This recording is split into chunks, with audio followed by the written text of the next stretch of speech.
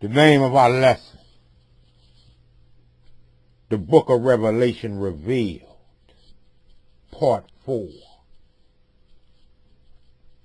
In part 1 and part 2 of our study on the book of Revelation revealed, we look closely at the first 7 plagues that will begin at the beginning of the 7-year tribulation period, called the 7 trumpets, that serve the purpose of warning the entire world of the beginning of the last 7 years of the time of the Gentiles upon this earth, and the glorious second coming of the King of the Hebrews, Yahushua HaMashiach. We also studied the last 7 plagues that the Most High will punish the wicked with in the last 3.5 years of the tribulation period, known as the 7 bowl judgments that will torment all those who pledge their allegiance to the Antichrist, and all who take the mark of the beast and bow down and worship him. We showed some of the advanced technologies that will be used to deceive billions of people, using top secret programs like Project Bluebeam, which will use satellites and lasers and holograms to put on a spectacular light show in the sky to help convince the whole world that the satanic leader of the New World Order is God.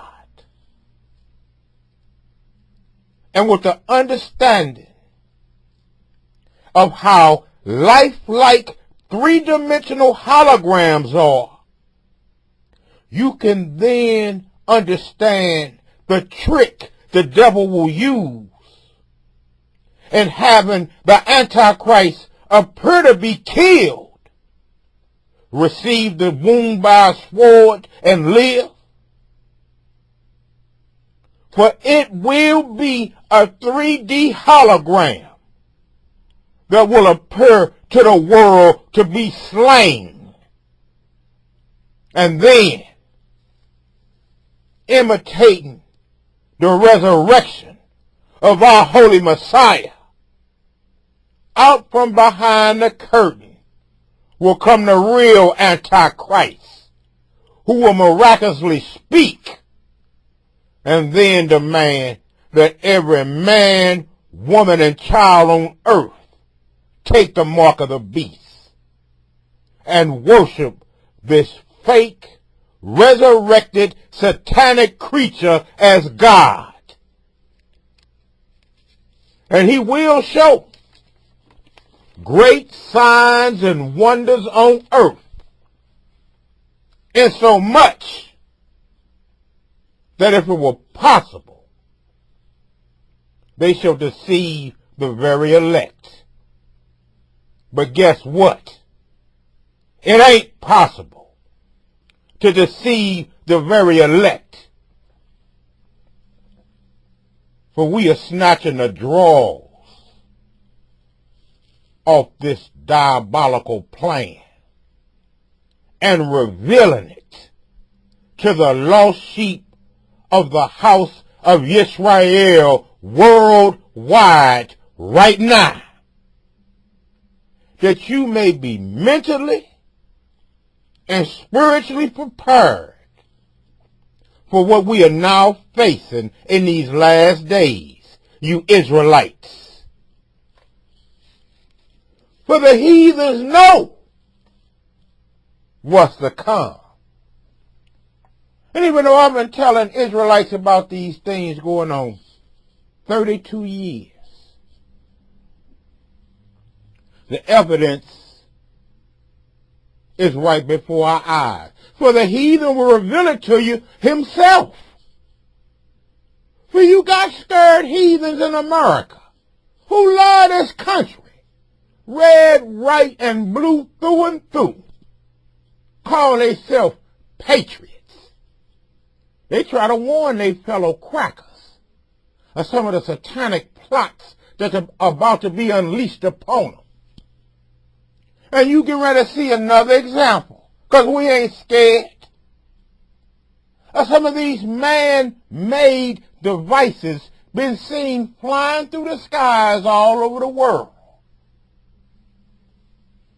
as we are in a prep mode for what's to come.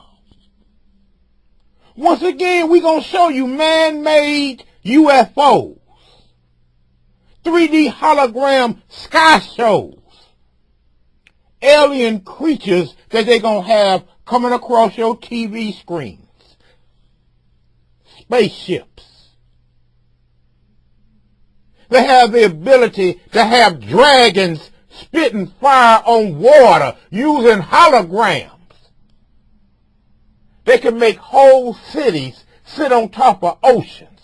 It's like you looking out the ocean, but there go New York City sitting on top of the water. The heathens know about Area 51. They're releasing the classified info. Drones disguised as alien spaceships that are being seen all over the world. And the satanic human-animal creatures, they're hybrids, human and animals, that are washing up and being discovered worldwide is an abomination before the Most High. But don't believe me, because we believe in providing the facts to break the non-believers' backs. Let us reveal once again that this is common knowledge amongst the heathens. But we having eyes to see if not, and ears that hear if not, we always are last to find out these things. And then only a remnant amongst us will even be able to begin to get understanding as it relates to the prophecies of this Holy Bible. And see with your own eyes once again that which the heathen don't want you to see nor know about. For they're diabolical in their nature. They sneaky in the womb. And by all means, some of us ain't scared to tell it. Some of us will shout it from the rooftops.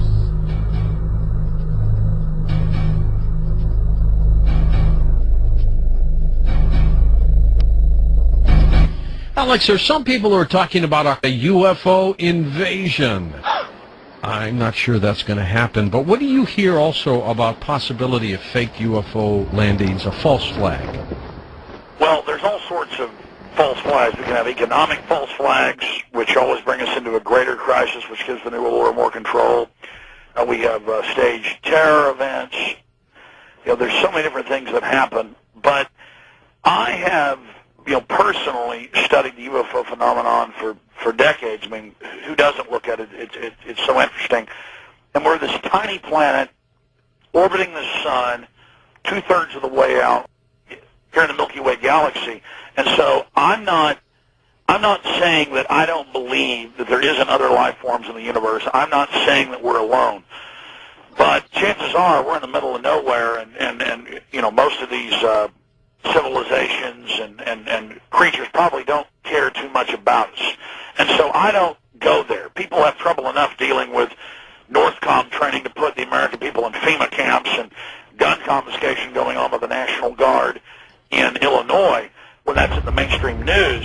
So I never really get into the UFOs, though it's an intriguing area, other than getting into the information we have concerning staged UFO events. And as you know, George, and your audience, this is an area where your audience has just amazing expertise, and obviously you have more than I because you've covered this hundreds of times.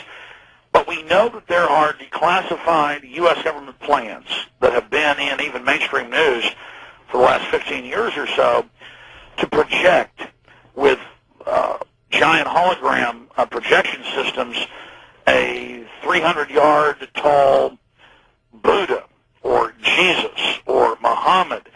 And the Pentagon admits that since the 70s, at least, they have been working on these giant projectors that can project a UFO. They can project a giant pizza in the sky if they wanted to. True. And so even the second coming. Absolutely. So, we know that's going on. And we know that the New World Order is all about hoaxes, all about control, all about mass panic. And so it's admitted that they have spent billions of dollars in the United States alone. Other governments have done this as well to develop fake UFO landings or fake hologram projections. Then we have Project Bluebeam, parts of it declassified, other parts leaked, a lot of other questionable information on the subject. But then, in the last 12 months or so, we've seen the Pope Benedict, come out and say, aliens are real, Jesus has other flocks, aliens are visiting us, they're our brothers. Well, he didn't say they were visiting us, but he came close. Well, you're right about that, but then he had a separate group in the Vatican say that, basically. The point is that the Pope's saying that aliens are real, and then we've had all these other groups and organizations say it, and now we've had a prominent astronaut come out and say that aliens are visiting the Earth, and there's basically a secret program with the aliens, and that the government's keeping it secret. And we've had other astronauts come out in the last few years and say that they saw UFOs on the moon, or they saw UFOs in orbit. And all of this seems to be coming at once, and we see other governments coming out and legitimizing it in giant, football field long or bigger UFOs over suburbs of Dallas, Texas, up in Denton earlier this year and last year. So all of this going on, it just looks contrived to me, and then we know that there's a plan to have a staged invasion, and they're saying bin Laden's going to be, his dead body's going to be found this month. They're saying there's going to be a terror attack this month. They're saying aliens may, invade or have a fake invasion this month. I don't know if any of that's true or if any of that's going to happen.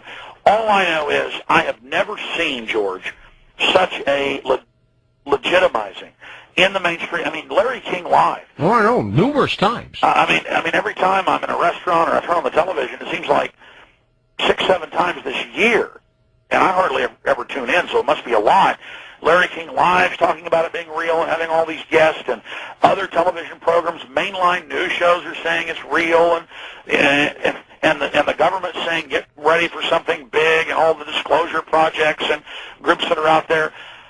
So really, I just wanted to point out to listeners that we know that the Area 51 craft people are seeing, that's a government program. We know that for more than 2 decades, they already had the B-2 bomber before they rolled that out in 1987. We know that the Flying V's are a government project. And I interviewed Dr. Bob Bowman. You may not have interviewed him, but you may have. He's the former head of the Star Wars program. And he's very mainline. He doesn't, get into UFOs or aliens or any of that. But he said that this much has been declassified, so he could talk about it on my website, Infowars.com. He said that when he was there in the 70s and 80s, they already had circling the globe robotic drone remote control aircraft that were part of the decapitation program that drop basically DU 100-pound and larger depleted uranium sabot rounds out of orbit, and that the sabot rounds speed up. They're non-nuclear. They're heavy, they're radioactive, but it's not a nuclear detonation, atomic or hydrogen or neutron. They drop them out of orbit, and that it can kill people 1,000 feet underground, much less 200 feet in a bunker. And that in the late 70s, the U.S. government, and he can only talk about this because some of this has been declassified, that they could basically kill every major world leader in less than an hour with these drone space platforms. They don't send people up there. They can stay in orbit for years. They don't have to have any maintenance. If they do have a problem, they can just fly into deeper space and self-destruct. And so, from the former head of Star Wars program, the Strategic Defense Initiative, he told me, and then others have told me, and then parts of it have been declassified, and he went as far as he could, and no more, that there have been drone aircraft in orbit and floating space stations. I mean, it's way more advanced than the public's told. The space shuttle was drawn by Werner von Braun in 1941 for Hitler. And it's been in service since the early 1980s, and they're talking about retiring it in 2010 or 2011. So that's 1940s drawing board technology. That is not as advanced as the true space program gets. And so in so many of these unidentified flying object reports, so many of these programs we see, it turns out to fit in with black op secret projects we know the shadow government has. And imagine the religious, the socioeconomic, the societal effect it would have if they had a flying saucer land in Central Park and a robotic android came off, or these human-animal hybrids that the government admits they've created. I mean, what they admit is just amazing. I mean, basically the sky is the limit for the type of hoax they could commit. And back during the 80s, during the kickoff of the Olympics, they had the fake flying saucers landing, but said that it was just part of the show. But that looked real and panicked some people. Just Orson Welles getting on air and saying that in Bakersfield these tripod flying saucers had landed caused panic nationwide. And so imagine holograms appearing over major cities, over Mecca, over Tehran, over Moscow. Imagine a saucer or two landing and what looks like aliens coming out. This is the ultimate false flag, and that's why I've decided to go ahead and weigh in on this subject. It certainly is on the drawing board. It is feasible. And how intriguing is that the Pentagon admits, imagine what they're not telling us, and of course you're an expert on this, I'm sure you've seen all that, where they admit they've had staged UFO programs that have been at least theorized and prepared. I remember when they were going to have the Arnold Schwarzenegger movie come out, Last Action Hero. They did a big hologram projection in the sky just for the promotion of that. So this is real technology, and I think people should just be aware of that and questioning things if that unfolds.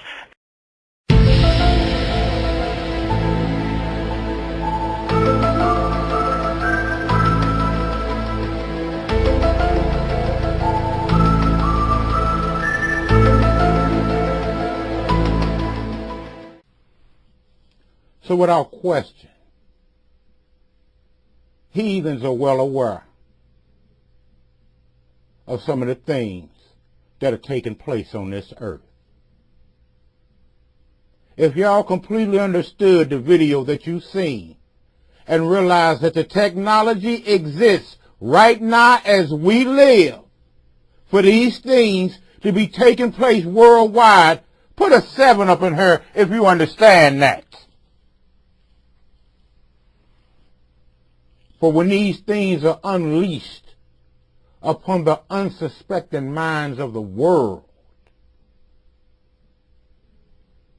it's going to cause chaos and panic.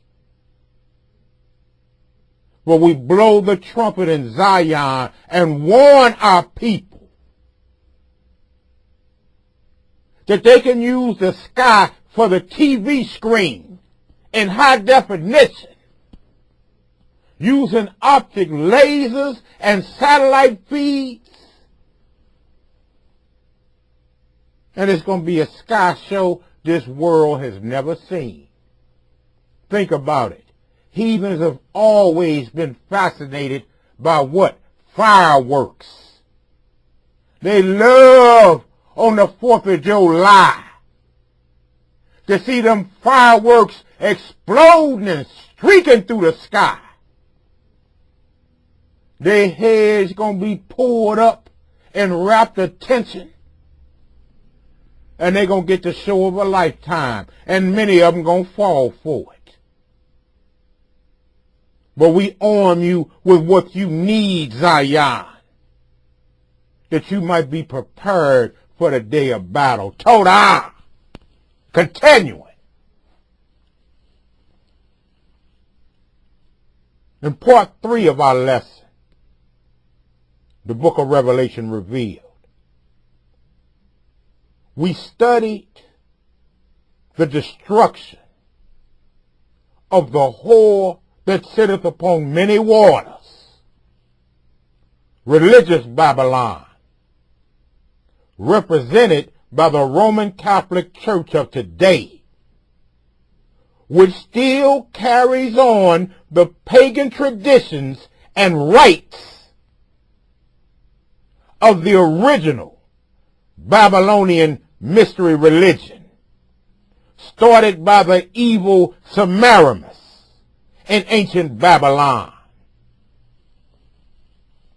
And we showed how the man-made religious tradition of worshiping mother and child started in ancient Babylon with the worship of Semiramis and her incestuous child Tammuz, who they claimed was the founder of ancient Babylon, Nimrod, reincarnated.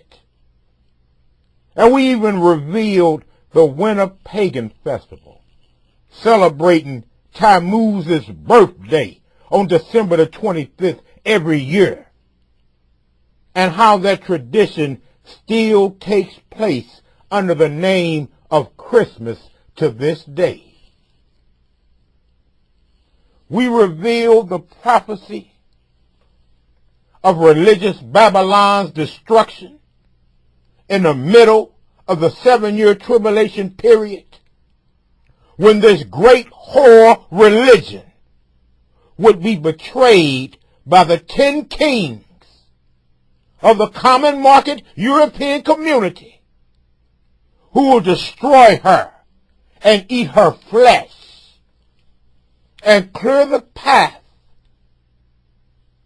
so that no one is worshipped on earth except their unquestioned leader, Mr. 666. Which brings us to the last of our 4-part series on the book of Revelation, chapters 18 through 22. As I stated previously, Revelation chapter 17 deals with the destruction of religious Babylon, which takes place right in the middle of the tribulation period. Whereas in Revelation chapter 18, commercial and political Babylon is now in view. The destruction of religious Babylon described in Revelation 17, and commercial Babylon in chapter 18 will rid the world of the major evils that have dogged mankind for over 5,000 years.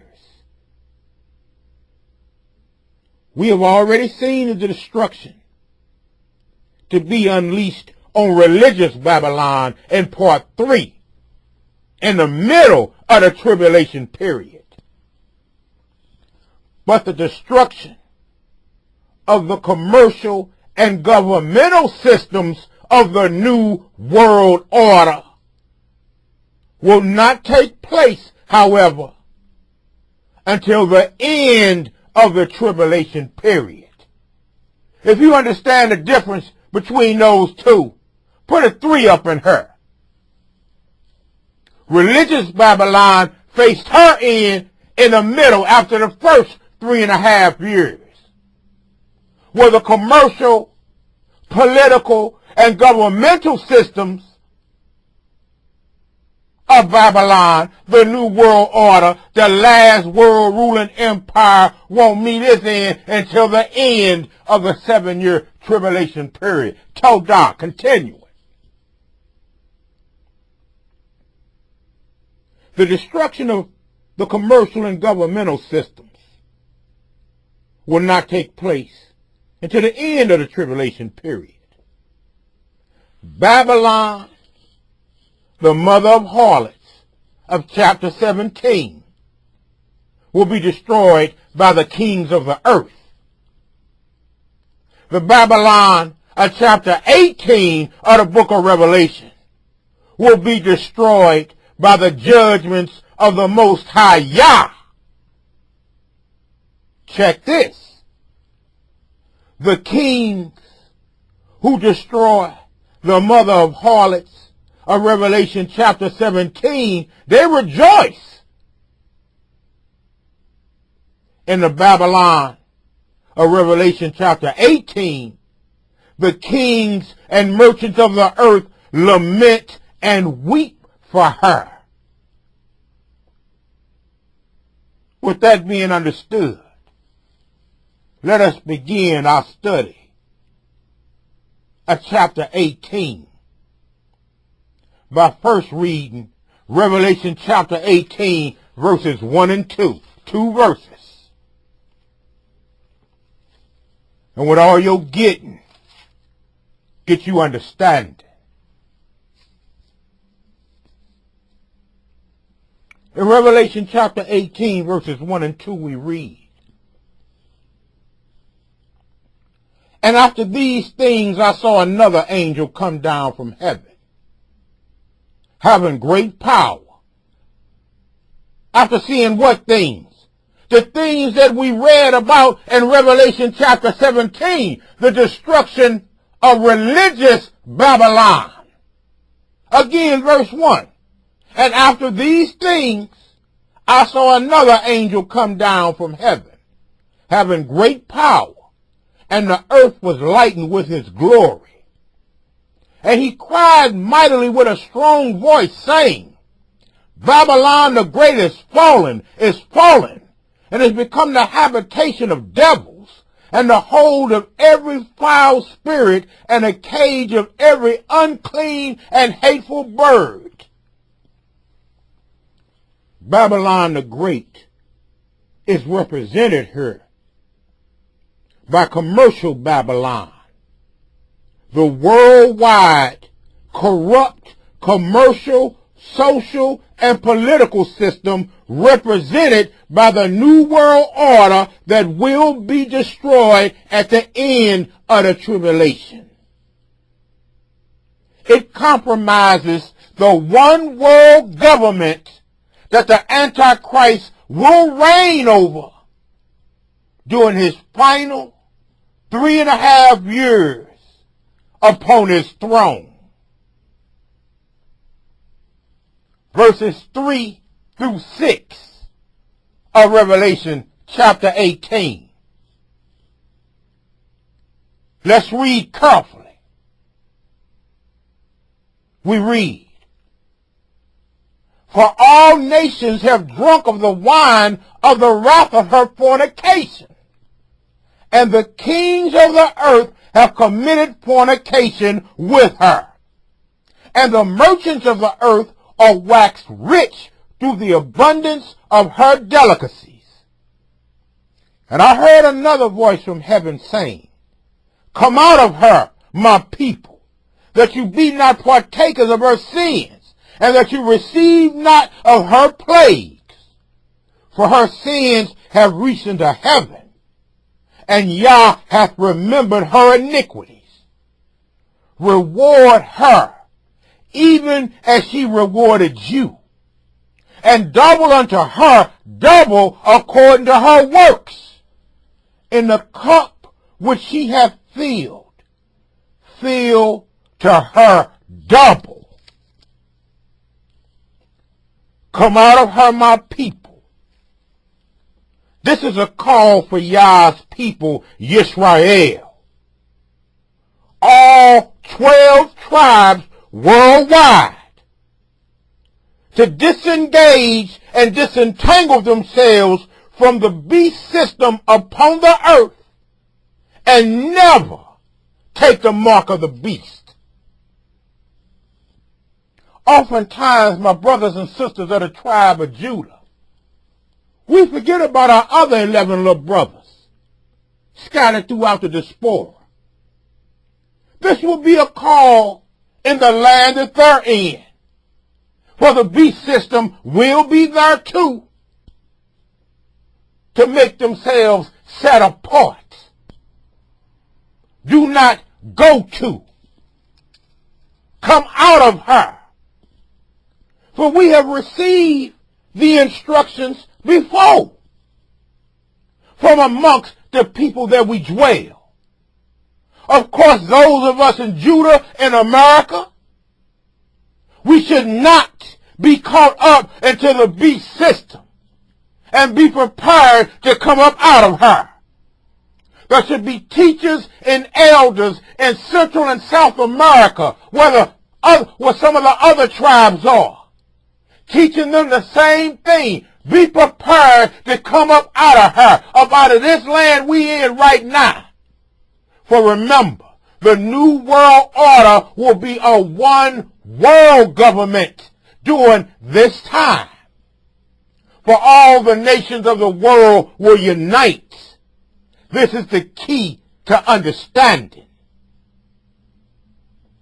To our brothers who may be scattered upon the continent of Africa, there should be a village elder preparing them in a lesson this Shabbat, that when they hear the horn blow, they better be ready to go. If there's anybody in this room that understands what Brother Jacob is saying, put a 100 up in her for me. Let me know I ain't alone in this walk. This is Shabbat. Todah Rabbah. For the heathens would never want you to understand the mysteries that have been reserved for our understanding in this hour. For they look to us for the answers to these mysteries. For the heathens don't understand it. They looking for a pink booty Jesus. They think they gonna grow wings and flap away somewhere. The pig meat eating preachers ain't gonna teach the revelation, because they know what they face in the end, my friend. But some of us have been raised up from our mother's womb to speak boldly as roaring lions in this hour, and to let this heathen know with our boots strapped up tight above our ankles that we rolling with the Most High until we die. And we'll let these things be known as they go forth at this very hour. Todah Rabbah. Let's go to 2 Corinthians chapter 6 to increase your understanding even more. to let you know this is for all 12 tribes of Israel. We have received these instructions before. In 2 Corinthians chapter 6, verses 14 through 17.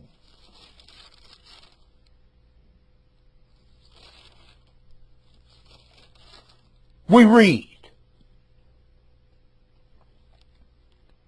"Be ye not unequally yoked together with unbelievers. For what fellowship hath righteousness with unrighteousness? And what communion hath light with darkness? And what concord hath Hamashiach with Belial? Or what part hath he that believeth with an infidel, a non-believer? And what agreement hath the temple of Yah with idols? For ye are the temple of the living Elohim. As Yah said, I will dwell in them and walk in them, and I will be their Elohim, and they shall be my people. Wherefore come out from among them, and be ye separate, saith Yahweh, and touch not the unclean thing, and I will receive you." Verse 18, "And will be a father unto you, and you shall be my sons and daughters, saith the Almighty." Hallelujah! So indeed, we've received that instructions before. Let understanding reign supreme, for with knowledge indeed there is power. Let us continue. "Come out of her, my people." This is a call for Yah's people, Yisrael, all 12 tribes worldwide, to disentangle themselves from the beast system upon the earth, and never take the mark of the beast, and prepare yourself for your return home. For the sins of the beast system will reach into heaven, and Yah will remember her sins and will reward her double the recompense or payback for the persecution she will do to the saints. That's you, Zion, you Hebrews, you Israelites, the elect, or the remnant of the 12 tribes of Israel worldwide during the tribulation period. She will reap what she sowed. Now let's read Revelation chapter 18, verses 7 through 18.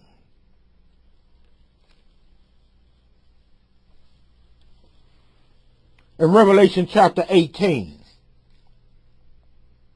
verses 7 through 18, we read, "How much she hath glorified herself and lived deliciously. So much torment and sorrow give her." Or they going to run the world economy. They're going to be stacking electronic money. The richest things on earth. Mitt Romney told you it's going to be us, the super rich, and all y'all that got our number.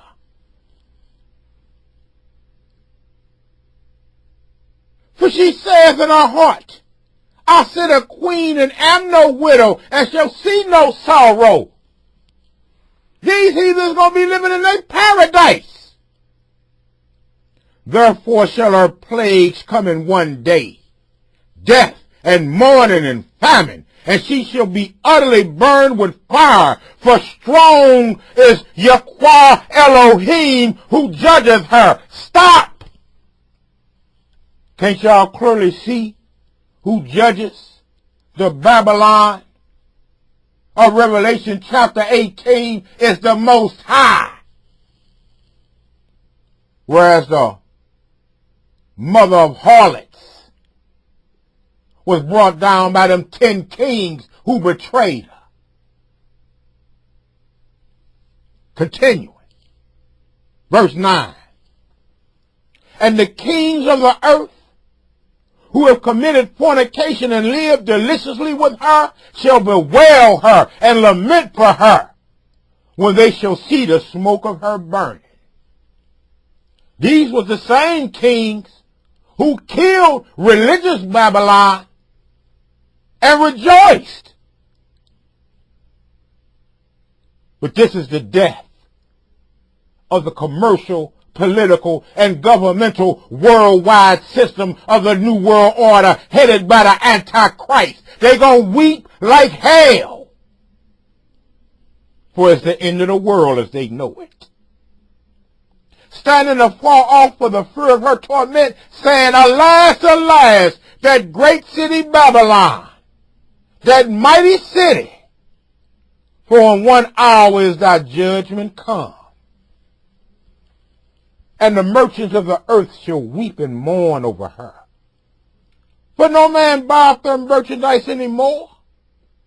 The merchandise of gold and silver and precious stones and of pearls and fine linen and purple and silk and scarlet and all fine wood and all manner of vessels of ivory and all manner of vessels of most precious wood and of brass and iron and marble and cinnamon and odors and ointments and frankincense and wine and oil and fine flour and wheat and beasts and sheep and horses and chariots and slaves and souls of men. And the fruits that thy soul lusted after are departed from thee. And all things which were dainty and goodly are departed from thee. And thou shalt find them no more at all.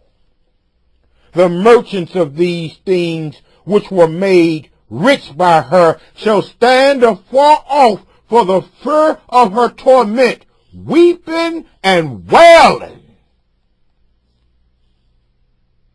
and saying, Alas, alas, that great city that was clothed in fine linen and purple and scarlet and decked with gold and precious stones and pearls. For in 1 hour so great riches is come to naught, and every shipmaster and all the company and ships and sailors, and as many as trade by sea, stood afar off, and cried when they saw the smoke of her burning, saying, What city is like unto this great city? Rome, where Satan's seat is on this earth right now, and will remain the centerpiece of the revived Roman Empire, where the priests to this day walk around in purple and scarlet, just as we read, decked in fine silver and jewels and gold. For they have been raping nations going all the way back to the Roman Empire. This centerpiece will be the headquarters of the beast's commercial and political system's swift destruction. Many great cities and countries will be destroyed simultaneously. But it's when those 7 hills look like a nuclear bomb went off on it, and every bit of Michelangelo's pink booty paintings up on them ceilings is crumbling to the ground. Every one of those idolatrous statues, them books of shadows and books of the devil and books of Satan have been destroyed. That obelisk that they dragged all the way from Egypt, that's sitting up there, when that's crumbled to dust, that's when they know that the collapse of the world markets of the New World Order is all said and done. The final and complete destruction of Rome will signify the final and complete destruction of the beast, corrupt commercial and political system that started in ancient Babylon and will end up with the Antichrist one world government and beast system. If there's anybody in this room that understood that, put a hallelujah 1,000 up in her. For truly, some of the mysteries of heaven have been revealed. And these human hyenas have done all in their power to keep the names of the guilty in secret. But ain't nothing done in the secret ain't gonna get drug out to the light. For the light overpowers darkness.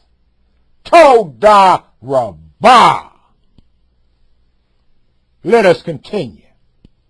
Verses 19 through 24 of Revelation, chapter 18. We read. Now when they witnessing these great destructions happening, what happens then? Verse 19. And they cast dust on their heads and cried, weeping and wailing, saying, Alas, alas, that great city, wherein were made rich all that had ships in the sea by reason of her costliness. For in 1 hour is she made desolate. In 1 hour the New World Order going down. Hard by the hand of the Most High.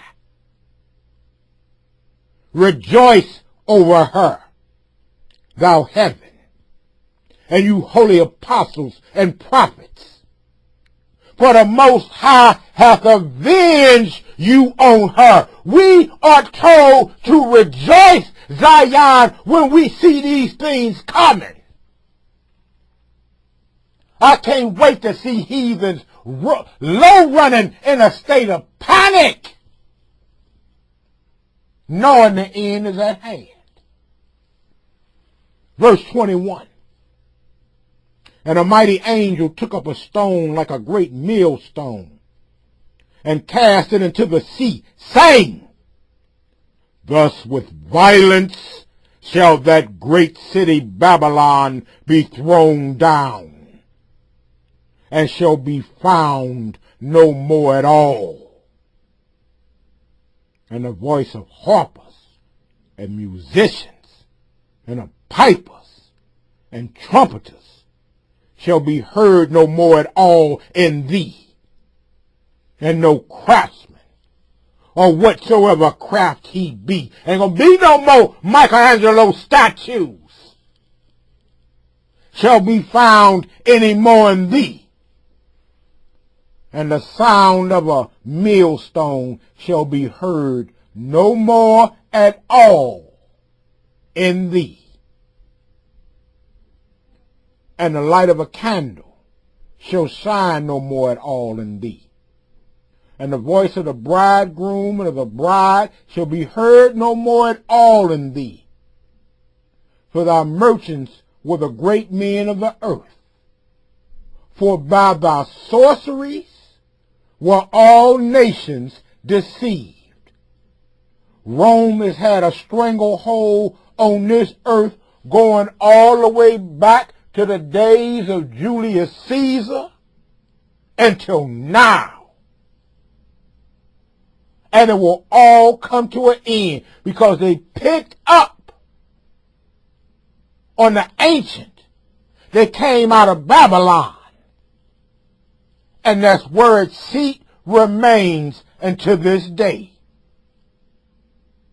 And all nations that have done business with her and have made wax fat with riches off her and have been charmed by her sorceries,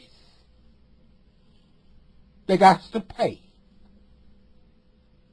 Verse 24, very important. And in her was found the blood of prophets and of saints and of all that was slain upon the earth. When you begin to understand the prophecies and understand that the 10 toes in the statue that Nebuchadnezzar saw of the revived Roman Empire of iron mixed with miry clay was wrong, that the visions that John saw in the Revelation of those beasts rising up out of the waters, which represented the Gentile European nations that dominated and were considered one world ruling empires, that culminated in the strongest being Rome. And then there was the Roman Empire that would be revived in the latter time. When you begin to understand the prophecies, you know that the Most High is truly with you. And we all say, Todah Rabbah to the Most High Yah.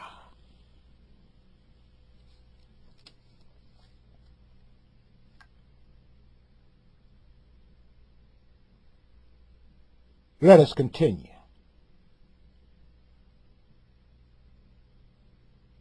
The Most High will avenge the blood of the prophets and the saints and of all that was slain upon the earth by her.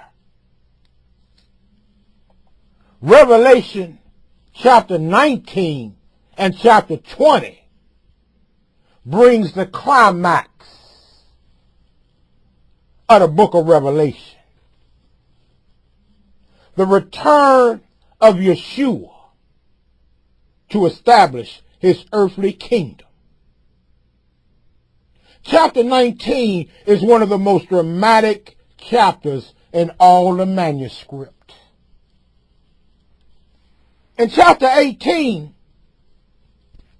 we saw the terrible destruction of commercial and political Babylon. In chapter 19, the scene shifts from earth up to heaven.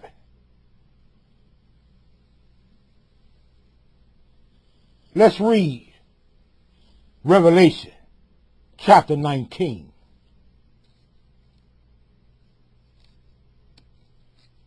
Starting with verse 1. We read,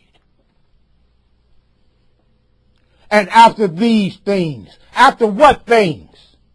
The things that happened in Revelation chapter 18.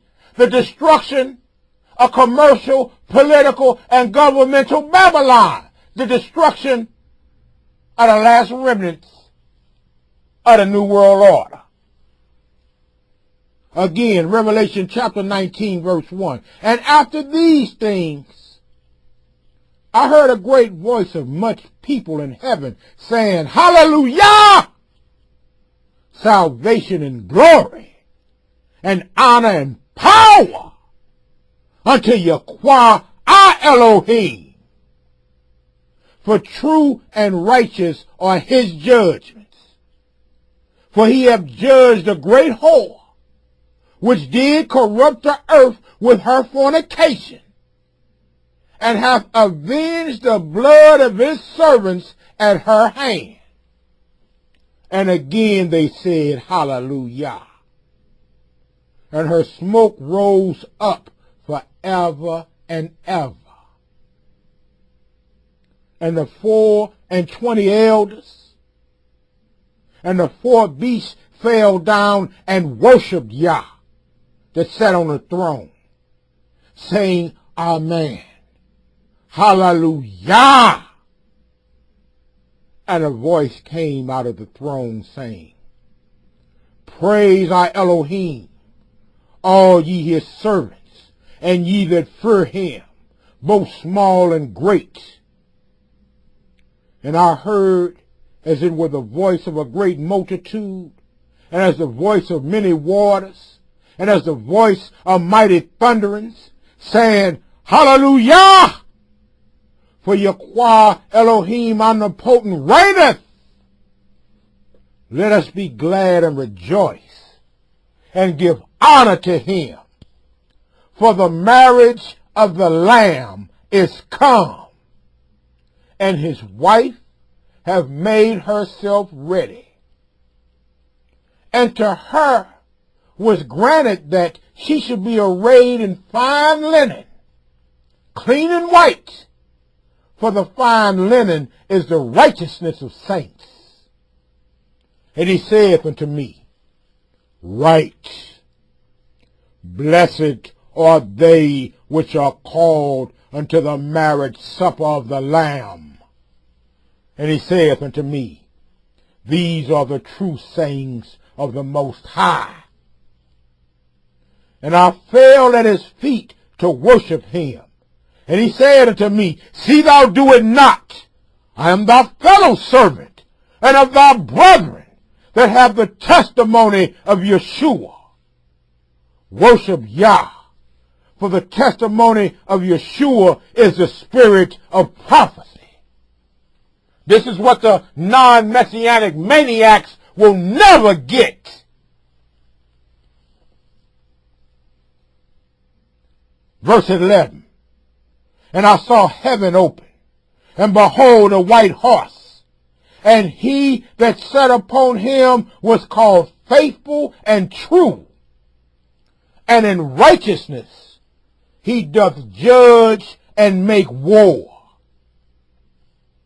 His eyes were as a flame of fire, and on his head were many crowns. And he had a name written that no man knew but he himself. And he was clothed with the vesture dipped in blood. And his name is called the Word of Yahweh. And the armies which were in heaven followed him upon white horses, clothed in fine linen, white and clean. And out of his mouth goeth a sharp two-edged sword, that with it he should smite the nations. And he shod of iron, and he treadeth the winepress of the fierceness and wrath of Almighty Yah. And he hath on his vesture and on his thigh a name written, King of Kings and Master of Masters. And I saw an angel standing in the sun, and he cried with a loud voice, saying to all the fowls that fly in the midst of heaven, Come and gather yourselves together unto the supper of the great Elohim, that you may eat the flesh of kings, and the flesh of captains, and the flesh of mighty men, and the flesh of horses, and of them that sit on them, and the flesh of all men, both free and bond, both small and great. Stop! When Yeshua comes back at his second coming, at the battle of Armageddon with his armies, to face the forces of the New World Order in the valley of Megiddo, the Most High is going to invite every vulture in Africa, every flesh-eating bird in the sub-Saharan desert, to come to a great supper, where they're going to eat the guts of Prince Charles and King Philip and Captain Morgan and all the rest of the pink booty crackers gathered. Them vultures gonna be eating so much flesh and drinking so much blood, their bellies gonna be bloated. They're gonna try to take off running and flying, but got so much meat and flesh and buckles and gold buttons in their belly, they ain't gonna be able to fly 3 inches off the ground. Wings just gonna be flapping, whack, whack, whack, whack. Don't take them a year to digest all the blood and guts of them heathens at this supper that shall be prepared for the heathen. Now, if there's anybody that understood that, put a 12 for the 12 tribes up in her. Because them jackleg preachers sure ain't going to explain it. That's how we say it in the ghetto. They ain't going to explain it like that. Until you educated Negroes, they won't explain it like that. How about that? Tell God, let's keep it moving. Let's start at verse 17 again, Aki. That felt good to me. Revelation chapter 19, starting with verse 17 again, we read. And I saw an angel standing in the sun. And he cried with a loud voice, saying, to all the fowls that fly in the midst of heaven, come and gather yourselves together into the supper of the great Elohim, that you may eat the flesh of kings, and the flesh of captains, and the flesh of mighty men, and the flesh of horses, and of them that sit on them, and the flesh of all men, both free and bond, both small and great. And I saw the beast and the kings of the earth and their armies gathered together to make war against him that sat on the horse and against his army. And the beast was taken, and with him the false prophet that wrought miracles before him, with which he deceived them that had received the mark of the beast, and them that worshipped his image. These both were cast alive into a lake of fire, burning with brimstone. And the remnant was slain with the sword of him that sat upon the horse, which sword proceeded out of his mouth. And all the fowls were filled with their flesh. Now you can see, Zion,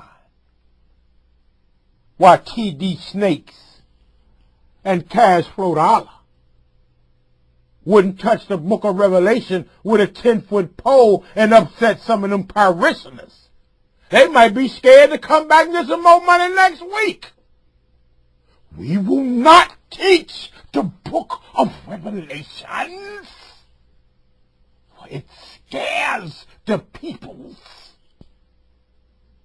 Well, it's time for them to be scared.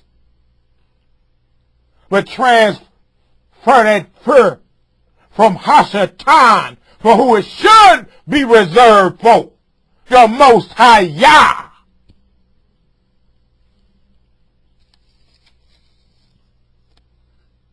Revelation chapter 20 is the time when Satan will be taken, bound, and put into the bottomless pit, and the 1,000-year millennial reign of Yeshua will begin on earth.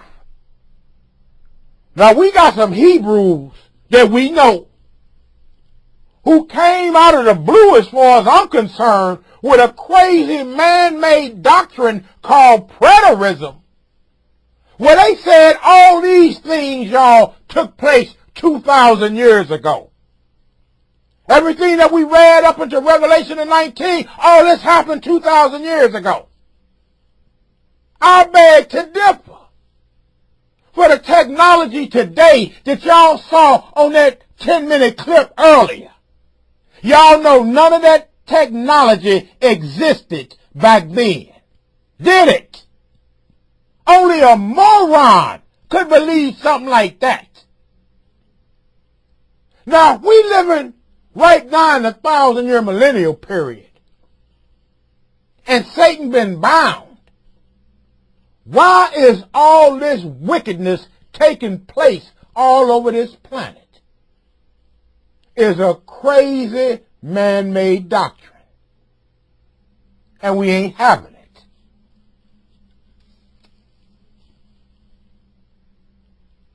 But in Revelation chapter 20,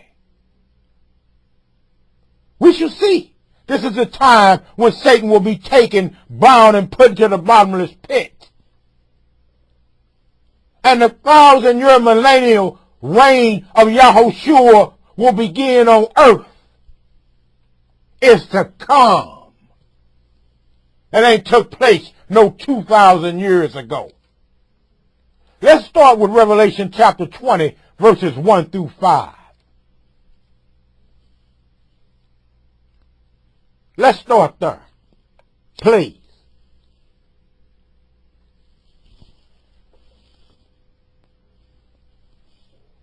We read, "And I saw an angel come down from heaven, having the key of the bottomless pit, and a great chain in his hand. And he laid hold on the dragon, that old serpent going all the way back to the Garden of Eden, which is the devil and Satan, and bound him 1,000 years, and cast him into the bottomless pit, and shut him up, and set a seal upon him, that he should deceive the nations no more, till the 1,000 years should be fulfilled. And after that, he must be loosed a little season." They're going to let him loose. There he is. Watch out. He's loose. We're going to put Shmanu Yah on that duty, because the gatekeeper don't miss no time. All we got to do is set him up some snack tables, give him some of them alcoholic snacks he had earlier, talking about he the host this evening. We be on point. Soon as he let loose, Manu Yah, let it be known, player. That's my brethren. Whoo. Yes, indeed. Again, verse 3. "And cast him into the bottomless pit, and shut him up, and set a seal upon him, that he should deceive the nations no more, till the 1,000 years should be fulfilled. And after that, he must be loosed a little season. And I saw thrones, and they sat upon them, and judgment was given unto them. And I saw the souls of them that were beheaded for the witness of Yeshua, and for the word of Yah, and which had not worshipped the beast, neither his image, neither have received his mark upon their foreheads or in their hands, and they lived and reigned with Hamashiach 1,000 years. Stop. As we stated in our earlier lesson, Zion, many of this remnant is going to stand tall in the hour of judgment. They're going to straight refuse the mark of the beast. And we going to face those guillotines in public squares to the spectacle of many. It'll be like when they threw our ancestors to the lions in the Colosseums. Heathens going to be turning out in football stadiums in the cities you in, and arenas and countries everywhere. And that's where the public executions televised going to take place. But we take comfort in knowing.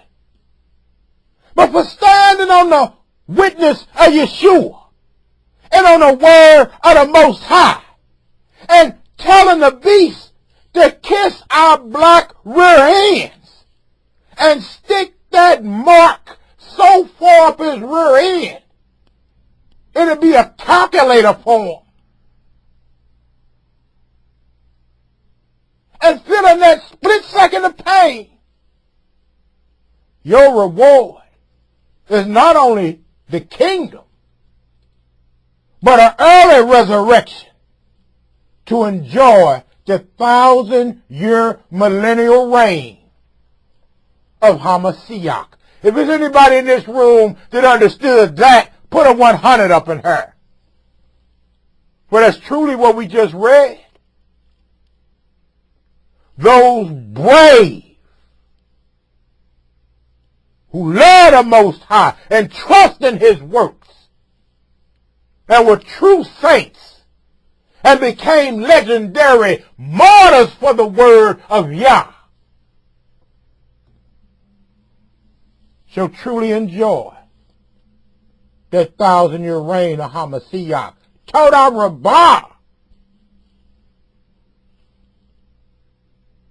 The first resurrection is a resurrection to life, whereas the second resurrection is a resurrection to death. Here is wisdom. Let's go to John, the book of John, chapter 5, verses 19 through 29.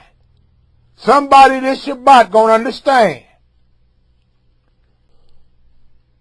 Now, as we clearly seen in verse 4, Zion, those who were beheaded for the testimony of Yeshua and for the word of Yah and refused to take the mark of the beast, there was a payoff. It was the first resurrection. The first resurrection is a resurrection to life, whereas the second resurrection is a resurrection to death. We're in the book of John, chapter 5. Let's verify this. Verses 19 through 29. These are the words of Yeshua. Then answered Yeshua and said unto them, Verily, verily, I say unto you, the Son can do nothing of himself, but what he seeth the Father do. For what things soever he doeth, these also doeth the Son likewise. For the Father loveth the Son, and showeth him all things that himself doeth. And he will show him greater works than these, that you may marvel. For as the Father raises up the dead and quickeneth them, even so the Son quickeneth whom he will. For the Father judges no man, but hath committed all judgment unto the Son, that all men should honor the Son, even as they honor the Father. He that honoreth not the Son, honoreth not the Father, which hath sent him. You non-messianic maniacs in trouble. Verily, verily, I say unto you, he that heareth my word and believeth on him that sent me, hath everlasting life, and shall not come into condemnation, but is passed from death unto life. Verily, verily, I say unto you, the hour is coming, and now is, when the dead shall hear the voice of the Son of Yah, and they that hear shall live. For as the Father hath life in himself, so hath he given to the Son to have life in himself, and hath given him authority to execute judgment also, because he is the Son of Man.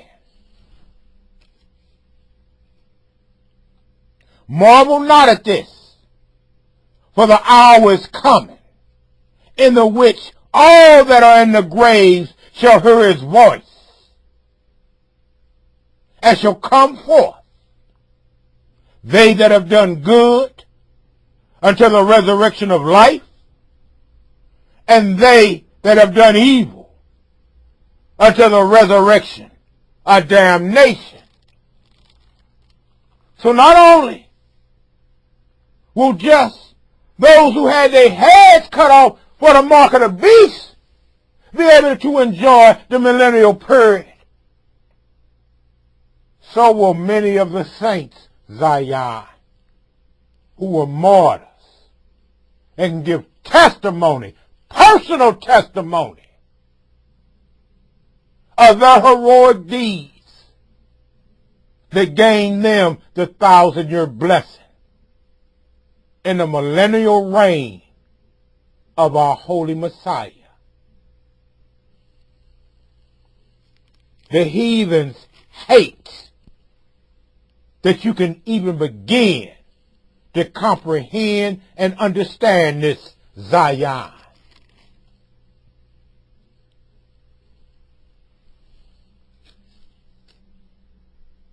Continuing. Let's read Revelation chapter 20, verses 6 through 8. In Revelation chapter 20, verses 6 through 8 we read. Or excuse me, 5 through 8. My bad, Ak. We don't want to skip a verse. This is the revelation of this is the book of Revelation revealed. That's every last single word, chapter, and verse. Matter of fact, let's back up and read verse 4 again in context through verse 8. In Revelation chapter 20, verses 4 through 8 we read, and I saw thrones, and they sat upon them, and judgment was given unto them. And I saw the souls of them that were beheaded for the witness of Yeshua and for the word of Yah, and which had not worshipped the beast, neither his image, neither had received his mark upon their foreheads or in their hands. And they lived and reigned with Hamashiach 1,000 years. But the rest of the dead lived not again until the 1,000 years were finished. This is the first resurrection. Blessed and holy is he that hath part in the first resurrection. On such the second death hath no power, but they shall be priests of Yah and of Hamashiach, and shall reign with him 1,000 years. And when the 1,000 years are expired, Satan shall be loosed out of his prison, and shall go out to deceive the nations which are in the four quarters of the earth, Gog and Magog, to gather them together to battle, the number of whom is as the sand of the sea. Stop!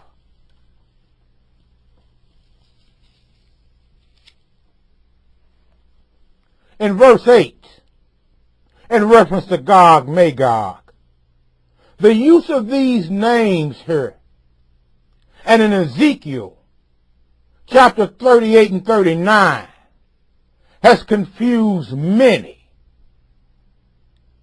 But a thorough reading of the two passages will reveal that these events are not the same. The force that comes to surround the saints in Revelation chapter 20 are from the four corners of the earth and occurs after the 1,000-year millennial reign. The armed forces of Ezekiel chapter 38 and 39 that will march against the Holy Land comes from the specific nations that are mentioned by name in the book of Ezekiel. The use of the name of Gog Magog here is in reference to the same spirit involved in which Gentile heathens think that they can march upon the Most High's holy land and holy people. It's the same spirit at work. Whereas Russia will lead Libya, Ethiopia, and Egypt, and this coalition of forces, only those that are named, pre-tribulation, when they march on the Holy Land, when these prophecies explode shortly in our lifetime, which may even result during this strike, because them Edomites ain't going to sit idly by. They may blow Damascus to kingdom come. And we witness the prophecy of the destruction of Damascus. That Gog-Magog conflict is totally different from during the 1,000-year millennial period.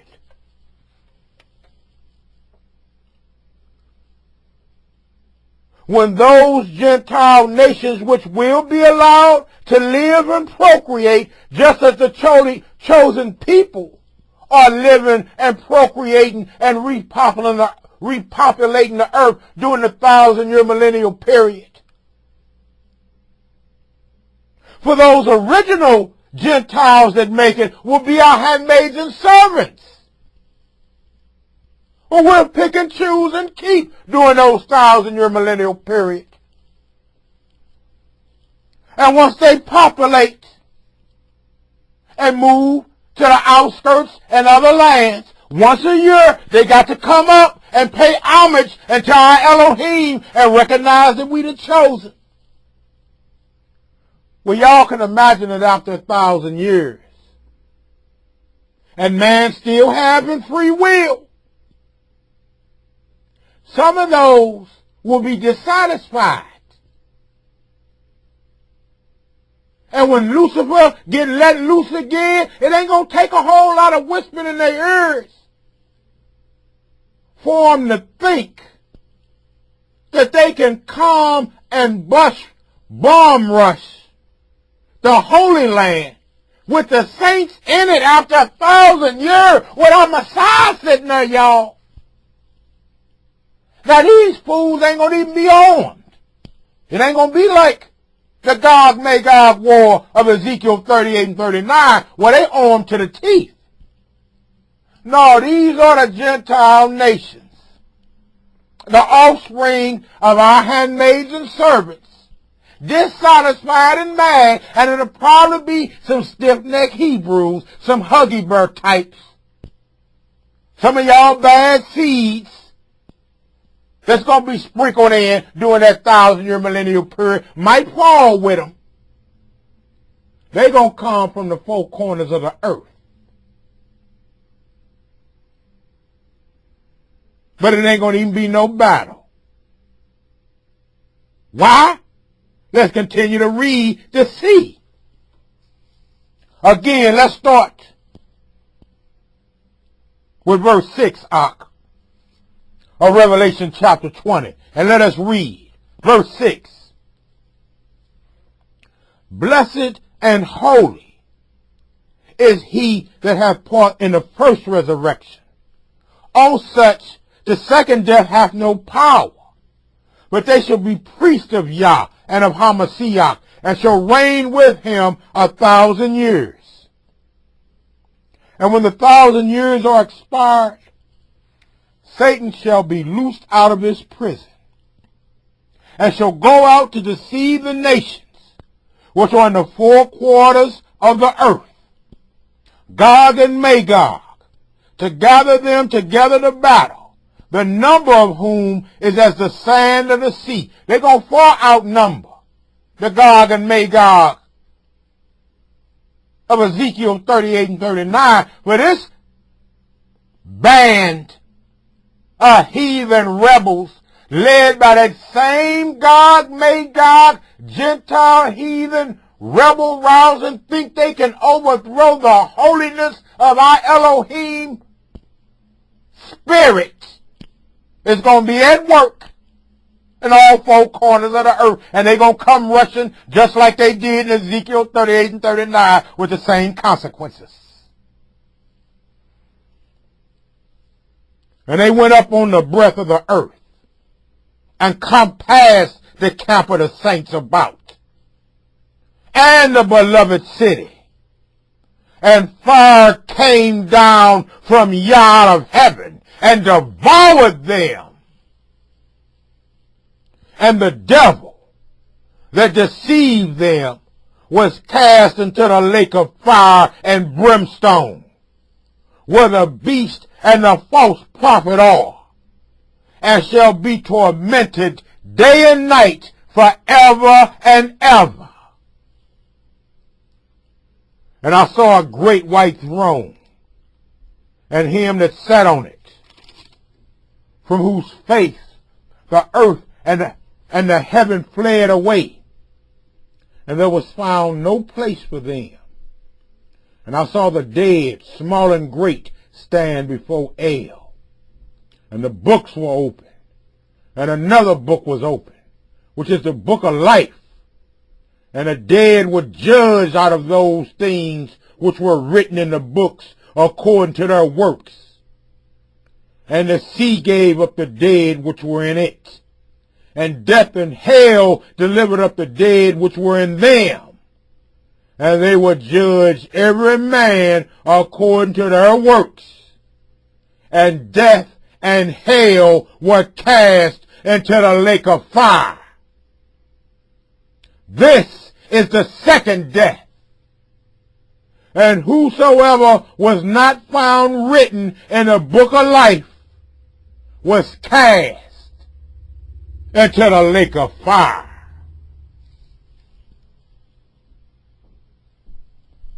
Revelation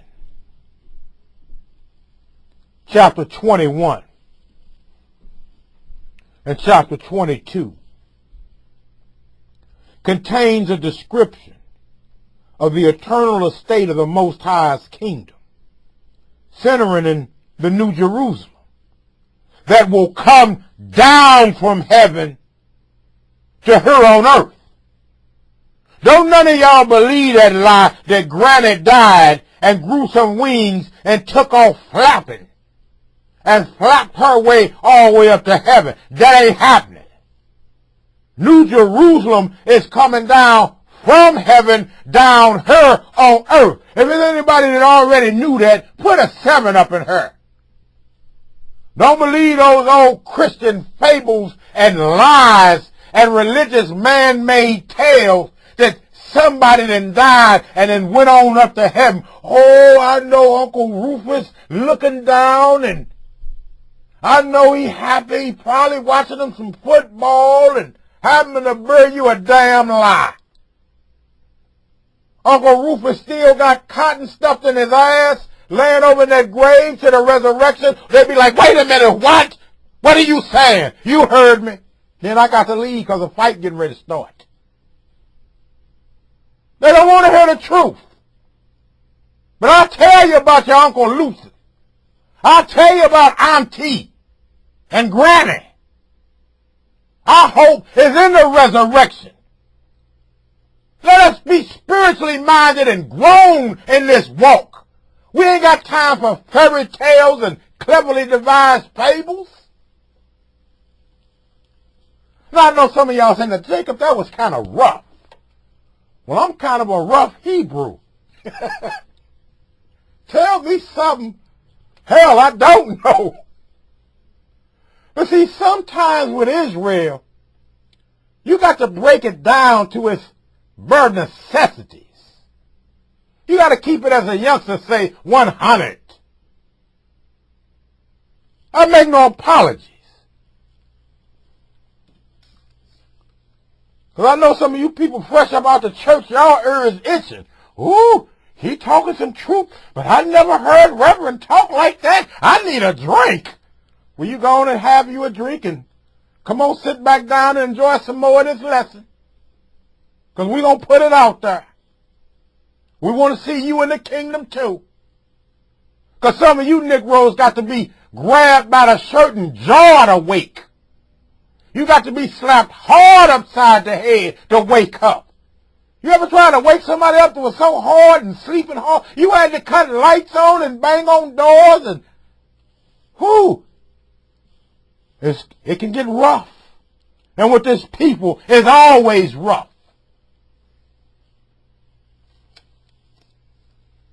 Yeah, let us not be caught up in cleverly devised fables, you Hebrews. Time out on that. The hour's getting too late. Make me lose my spot up in here.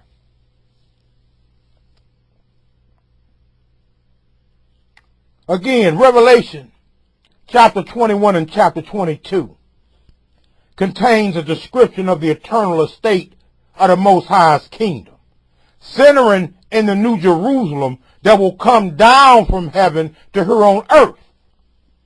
A kingdom where all tears, pain, sorrow, and death will be removed. Once again, in our holy manuscript, you Israelites, we see in chapter 21 of the book of Revelation the promise that he that overcometh all that the enemy throws at him, overcometh all that the enemy throws at him, shall inherit all things. But the cowardly and the scared, the unbelievers and wicked, they will have their part in a lake of fire. Let's read Revelation chapter 21, starting with verse 1. We read,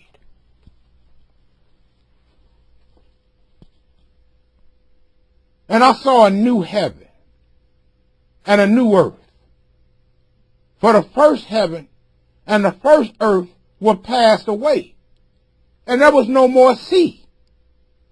And I, John, saw the holy city, New Jerusalem, coming down from Yah out of heaven, prepared as a bride adorned for her husband. And I heard a great voice out of heaven saying, Behold, the tabernacle of the Most High is with men, and he will dwell with them, and they shall be his people, and Yah himself shall be with them and be their Elohim. And Yah shall wipe away all tears from their eyes, and there shall be no more death, neither sorrow, nor crying, neither shall there be any more pain, for the former things are passed away. And he that sat upon the throne said, Behold, I make all things new. And he said unto me, Write, for these words are true and faithful. And he said unto me, It is done.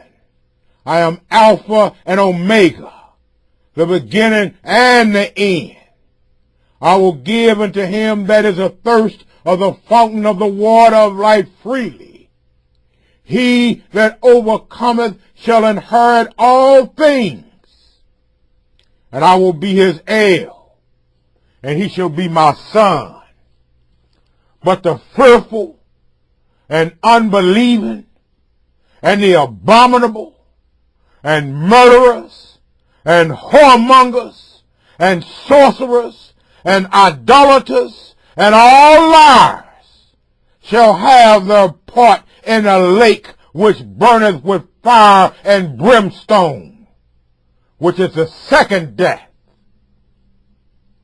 And there came unto me one of the seven angels which had the seven vials full of the seven last plagues, and talked with me, saying, Come hither. I will show thee the bride, the Lamb's wife.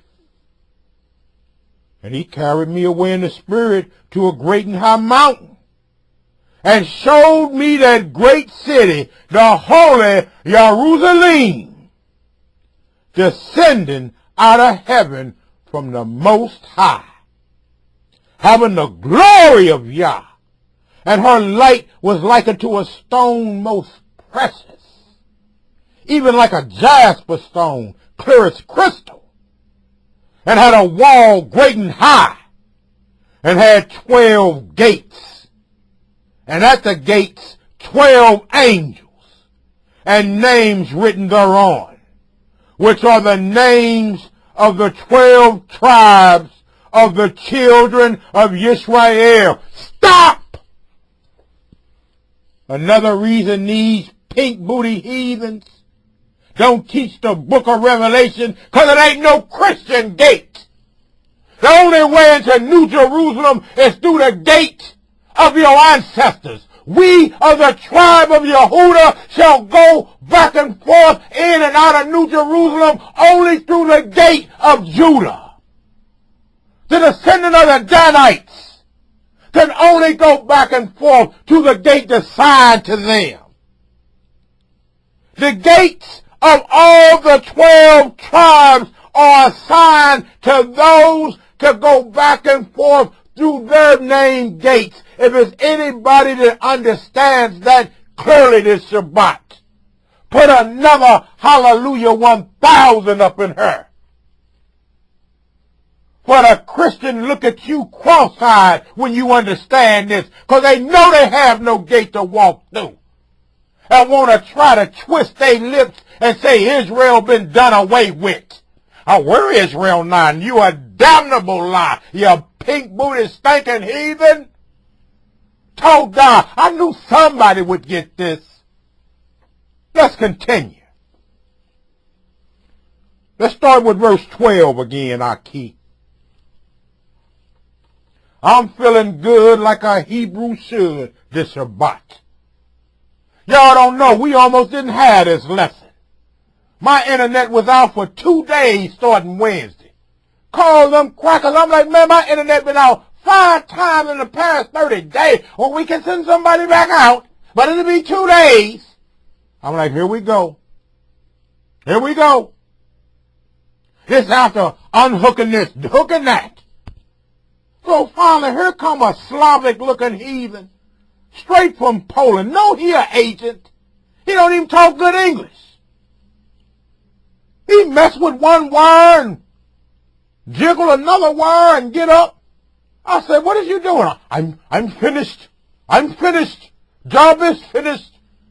I'm like, man, that was less than 2 minutes. What you do? It was E for wire, E for wire. I say, go for wood. No, E for wire. Yellow E for wire. Loose. I'm like, look here, Yuri. That wire snaps in. What you mean loose? I'm like, I get it, partner. Y'all just wanted to put some more microphones and cameras up in Hebrew manner. I'm just glad the internet is working. Come on, let me let you go. I started letting my pit bull out on them. Talking about ether wire. Yeah, the Ethernet wire. Ether wire. It was ether wire. I'm like, go for wood. What is you saying? You ain't did nothing. It is fixed. Look, we do speed tests. We do speed tests. I'm like, they send me a slope-headed Slavic. Can't even hardly talk English. Father, am I going to do this lesson this weekend or what? He hooked up the speed test. I'm getting 60 megs. I'm like, man, I ain't got 20 megs a day that just been hooked up.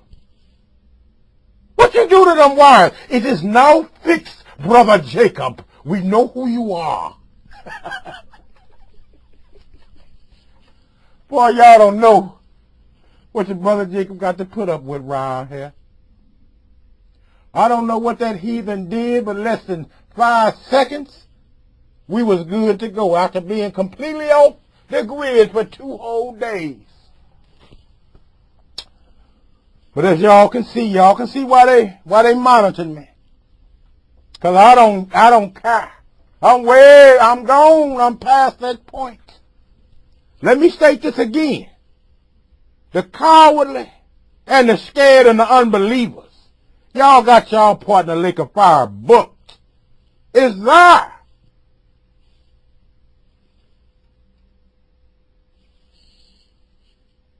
What did I say where did we stop at, Aki? Put that verse back up in here. Got me running over time, losing my spot. There we go. Verse 12. And had a wall great and high, and had 12 gates, and at the gates 12 angels, and names written thereon, which are the names of the 12 tribes of the children of Israel. On the east 3 gates, on the north 3 gates, on the south 3 gates, and on the west 3 gates. And the wall of the city had 12 foundations, and in them the names of the 12 apostles of the Lamb. And he that talked with me had a golden reed to measure the city, and the gates thereof, and the wall thereof. And the city lieth 4 square, and the length is as large as the breadth. And he measured the city with the reed, 12,000 furlongs, the length and the breadth and the height of it are equal. And he measured the wall thereof, 144 cubits, according to the measure of a man, that is, of the angel. And the building of the wall of it was of jasper, and the city was pure gold, like unto clear glass. Do y'all see what's being prepared for us, Israel? For us! And the foundations of the wall of the city were garnished with all manner of precious stones. The first foundation was jasper, the second sapphire, the third a chalcedony, the fourth a emerald, the fifth sardonyx, the sixth sardius, the seventh chrysolite, the eighth beryl, the ninth a topaz, the 10th a chrysoprase, the 11th a jacinth, a 12th an amethyst, and the 12 gates were 12 pearls. Every several gate was of 1 pearl, and the street of the city was pure gold, as it were transparent glass. And I saw no temple therein, for Yahweh Elohim Almighty and the Lamb are the temple of it. How's a non-messianic maniac going to get around that? How? It's impossible. Or as our Hebrew brethren over there in France say, impossible. Impossible.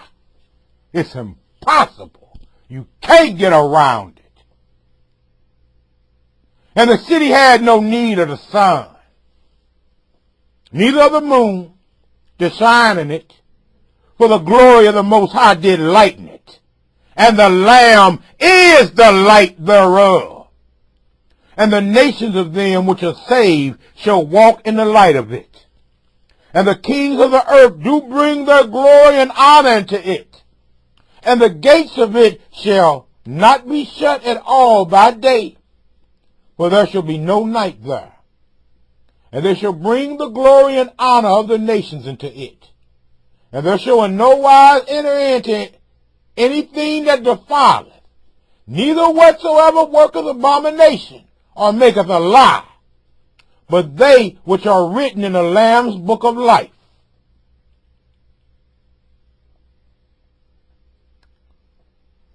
Glory, glory, hallelujah, to see these days. Revelation chapter 22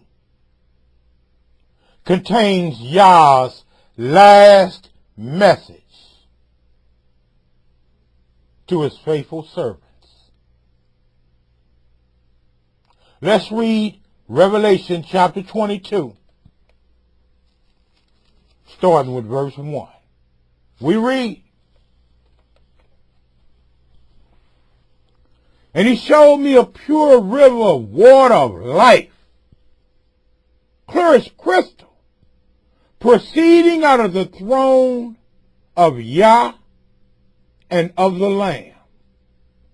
In the midst of the street of it, and on either side of the river, was there the tree of life, which bare 12 manner of fruits, and yielded her fruit every month.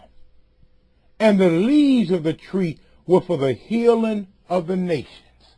Bust your head falling down, get a leaf and rub on it. Oh, it feels so much better. I fell down and scraped my knee, rubbed the knee on there. Can I have some cookies? He cool. Healing leaves, y'all. And there shall be no more curse, but the throne of Yahweh and of the Lamb shall be in it, and his servants shall serve him. And they shall see his face, and his name shall be in their foreheads. And there shall be no night there, and they need no candle, neither light of the sun. For Yahweh Elohim giveth them light, and they shall reign forever and ever. And he said unto me, these sayings are faithful and true. And Yahweh Elohim of the holy prophets sent his angel to show unto his servants the things which must shortly be done. Verse 7, the words of our uncrowned King, Yahushua HaMashiach. Behold, I come quickly. Blessed is he that keepeth the sayings of the prophecy of this book. And I, John, saw these things and heard them. And when I had heard and seen, I fell down to worship before the feet of the angel which showed me these things. Then saith he unto me, see thou do it not, for I am thy fellow servant, and of thy brethren the prophets, and of them which keep the sayings of this book. Worship Yah. And he saith unto me, seal not the sayings of the prophecy of this book, for the time is at hand. He that is unjust, let him be unjust still. And he which is filthy, let him be filthy still. And he that is righteous, let him be righteous still. And he that is holy, let him be holy still. And behold, I come quickly, and my reward is with me, to give every man according as his work shall be. I am Alpha and Omega, the beginning and the end, the first and the last. Blessed are they that do his commandments, that they may have right to the tree of life, and may enter in through the gates into the city. For without are dogs, and sorcerers, and whoremongers, and murderers, and idolaters, and whosoever loveth and maketh a lie. I, Yeshua, have sent mine angel to testify unto you these things in the churches, in the assemblies. I am the root and the offspring of David, and the bright and morning star. And the Spirit and the bride say, come. And let him that heareth say, come. And let him that is athirst come. And whosoever will, let him take the water of life freely. For I testify unto every man that heareth the words of the prophecy of this book. If any man shall add unto these things, Yah shall add unto him the plagues that are written in this book. And if any man shall take away from the words of the book of this prophecy, the Most High shall take away his part out of the book of life and out of the holy city, and from the things which are written in this book. He which testified these things saith, surely I come quickly. Amen. Even so, come, Master Yeshua. The grace of our Master Yeshua HaMashiach be with you all. Amen. So here we have a 4-part in-depth study on the book of Revelation revealed. We pray that it may help you grow stronger in the faith, ye children of Israel, so that you too will be victorious in this ongoing spiritual war between our Elohim, the Most High, and Satan the devil. We have showed you many of the otherworldly tricks and deceptions that will be unleashed upon an unsuspecting world, that will deceive billions of people, but will never deceive the elect, the remnant, to whom this lesson has been prepared for. So let all those that have eyes see, and let all those worldwide who have ears hear, and pray for a reasonable portion of health and strength, that you might be able to withstand the dark satanic forces that you face in these last days, just as it was foretold of by the servants of the Most High, the prophets of Israel.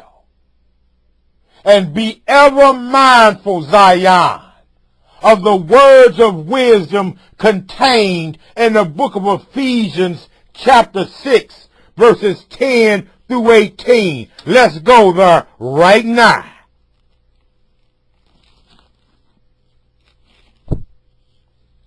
The book of Ephesians chapter 6, verses 10 through 18. Bookmark it. Memorize it, that you may gather strength in this latter time. In Ephesians chapter 6, verses 10 through 18, we clearly read, finally, my brethren, be strong in Yahweh and in the power of his might. Put on the whole armor of Yah, that you may be able to stand against the wiles of the devil, the tricks of the devil. For we wrestle not against flesh and blood, but against principalities, against powers, against the rulers of the darkness of this world, against spiritual wickedness in high places. Wherefore take unto you the whole armor of Yah, that you may be able to withstand in the evil day, and having done all, to stand. Stand therefore, having your loins girt about with truth, and having on the breastplate of righteousness, and your feet shod with the preparation of the gospel of peace. Above all, taking the shield of faith, wherewith you shall be able to quench all the fiery darts of the wicked, and take the helmet of salvation, and the sword of the Spirit, which is the word of the Most High Yah. Praying always with all prayer and supplication in the Spirit, and watching thereunto with all perseverance and supplication for all saints. Hallelujah!